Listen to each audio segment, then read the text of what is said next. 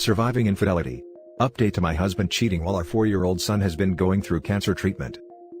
Original post, you don't know me, but there's something you should know about your husband message while caring for our cancer-stricken son. She sent me screenshots of texts between them, including texts in which he claims to be divorced. Apparently, he's been having an affair with her for 2 months before she figured out he was married. Our 4-year-old son has been in treatment for 5 months. Not only is this a huge betrayal at the worst time for our family, he's also risking our son's health and life by having unnecessary unmasked interaction with someone outside of our bubble during a pandemic. I'm in shock and my mind is racing. I don't know how to approach this with him.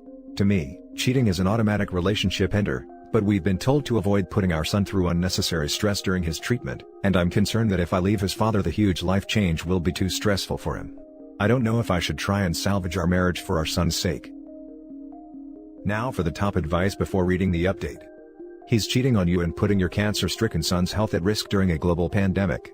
I strongly suggest against trying to salvage the marriage. However, the divorce proceedings do not have to happen immediately. You can postpone them until after his treatment. I would definitely recommend speaking to a lawyer though.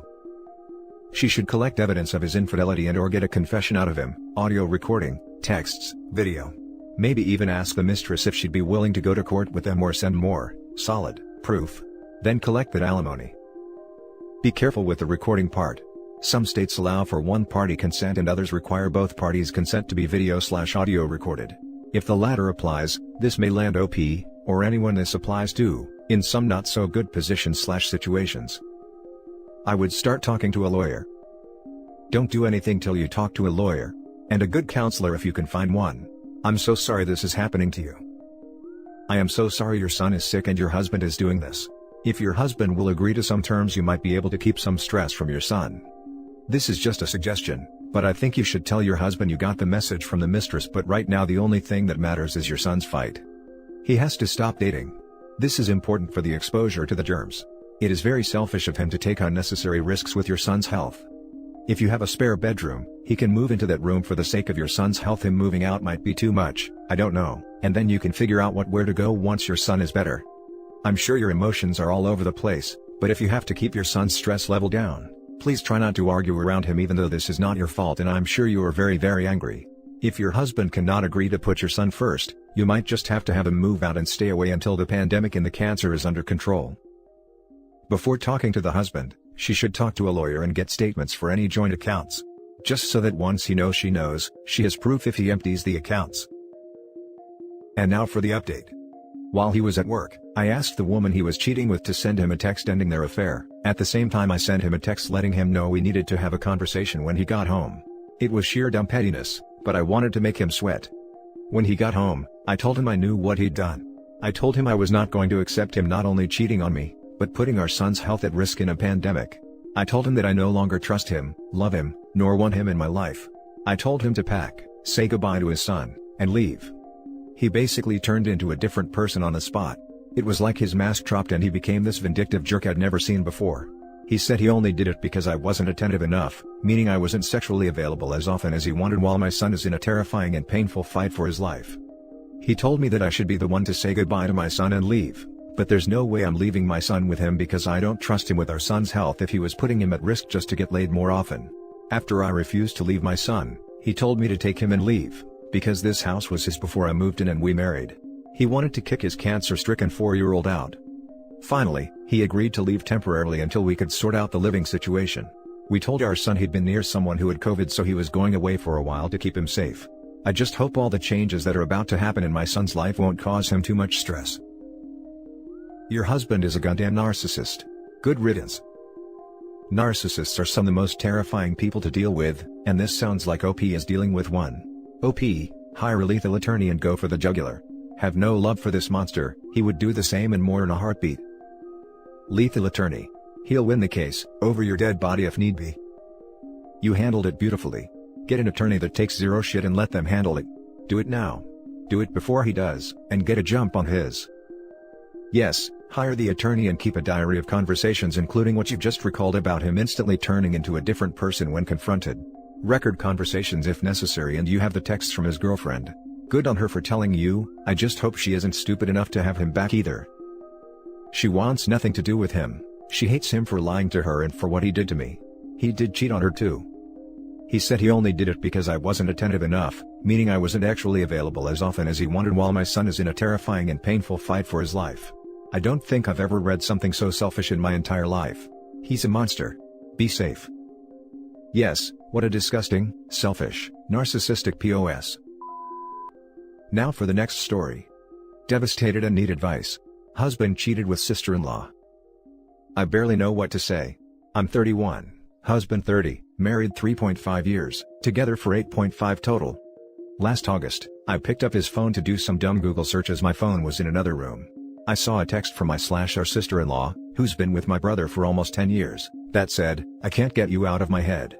I instantly felt cold throughout my body, got tunnel vision, and asked him what that was about. He was visibly nervous, said he hadn't seen the text and claimed to have no idea why she would say something like that. He has his phone paired to his computer, which he was sitting at, and I could see that her text was on his monitor too. Reading a text on the computer doesn't mark it as read on the phone, so that's why it was yet unread when I saw it. We hashed it out. He trickled out information. Said they always talk about a certain video game they both play, but that she had started to send texts that made him feel weird, like that she missed him and whatnot. We visited her and my brother, out of state, a week later to clear the air. Thought it was all on the table. Long story short, freaking no it was not. Short story long. Last weekend, I learned that over the course of the past 14 months, they have touched each other's hands and legs under blankets and restaurant tables, while the four of us have hung out, have held hands, sent nudes to each other, had phone X, and that she has groped him, sent him audio of herself self-pleasuring, etc.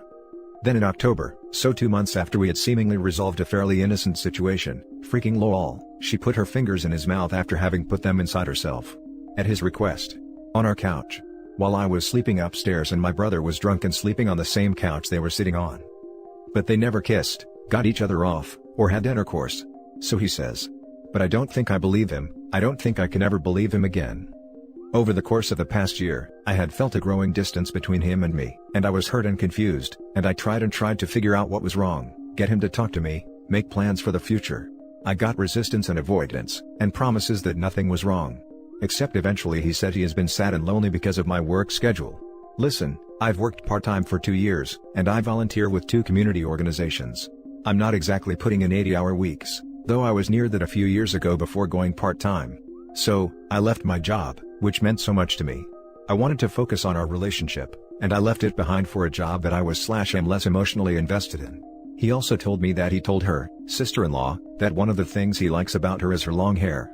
Last year, he encouraged me to cut mine short, which I did. Hey, why not? It's just hair, right? And when I've said I want to grow it back out, he tells me no, you look so cute with shorter hair. Screw that. I'm blindsided. My husband has always been gentle, kind, and easygoing. He's not an authoritarian.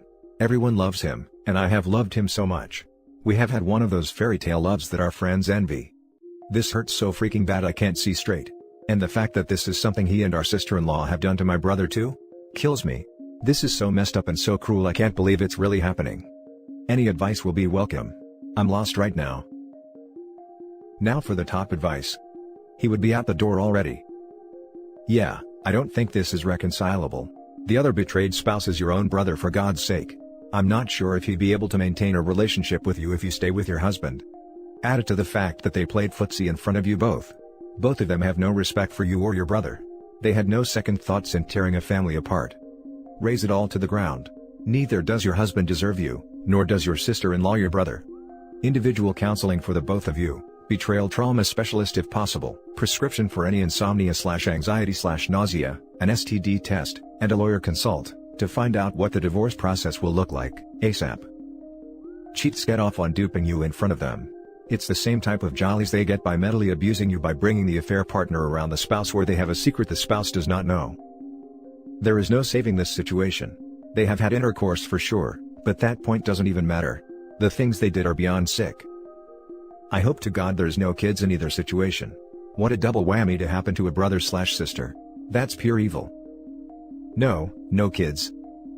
The fact that you cut your hair to please him, and quit your job to work on your relationship, while he was fingering your brother's wife on your couch, in your home, while you and your brother were there. That's other level of vileness and cruelty. I don't think there's coming back from this, so you do you. Make things that make you happy.